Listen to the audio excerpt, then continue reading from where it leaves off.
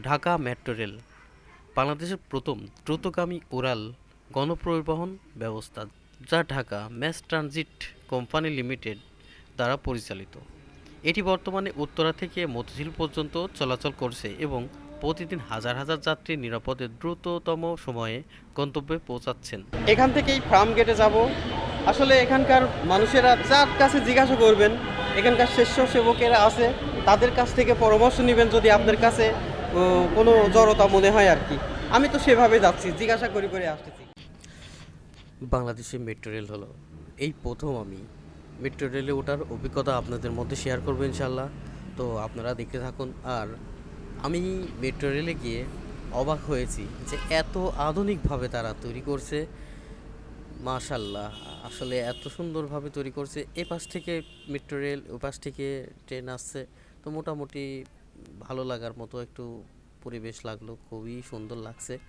আর সব থেকে ভালো লাগার বিষয় এখানে কি পরিমাণে যে মানুষজন যাওয়া আসা করে। আর এরা আপনি যদি নিজ চোখে না দেখেন বা এই ভিডিওটি না দেখেন তাহলে মিস করবেন। দেখুন এই পাশ থেকে ট্রেন আসছে। আমি খুবই আগ্রহশীলভাবে অনেকক্ষণ দেখে মানে একটা টিকিট কাটছি, কিন্তু বেশ কয়টা ট্রেন আমি মানে ইচ্ছা করে আমি দেখছি যে তাদের সার্ভিসটা কেমন। আর ভালো লাগছে দেখছি। সময় হয়ে গেল, তখন আমি মেট্রো রেলে উঠে আমি ঢাকা এয়ারপোর্টের ওইদিকে রওনা দিচ্ছি। তো কি পরিমাণে মানুষজন আছে দেখছেন, আপনারা ডিসপ্লের সামনেই দেখতে পারছেন।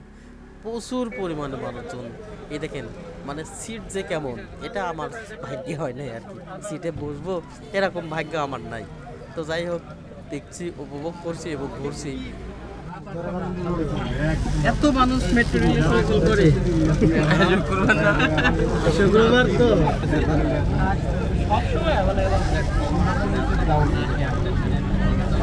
ট্রেনটির গন্তব্যস্থল মতিঝিল, পরের station Bijoy Sarani. This train is bound for Motijheel. Next station is Bijoy সরণি।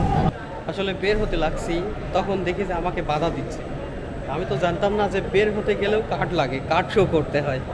হ্যাঁ বন্ধুরা, এখন আমি বর্তমানে ফার্ম গেট স্টেশনে আছি, মেট্রো রেল স্টেশনে আছি। আসলে এটাই হচ্ছে আমার প্রথম অভিজ্ঞতা। আসলে খুবই ভালো ছিল। আর সর্বোচ্চ পরিমাণে মানুষজনের মানে গাদাগাদি অবস্থা। এত পরিমাণে মানুষজন, খাড়ানোর মতো জায়গা নাই, বসার জায়গা তো দূরে থাক। আসলে সিট কেমন এটাই আমার জানা নাই, এটাও খেয়াল করতে পারি নাই। কি পরিমাণে মানুষজন চিন্তা করুন।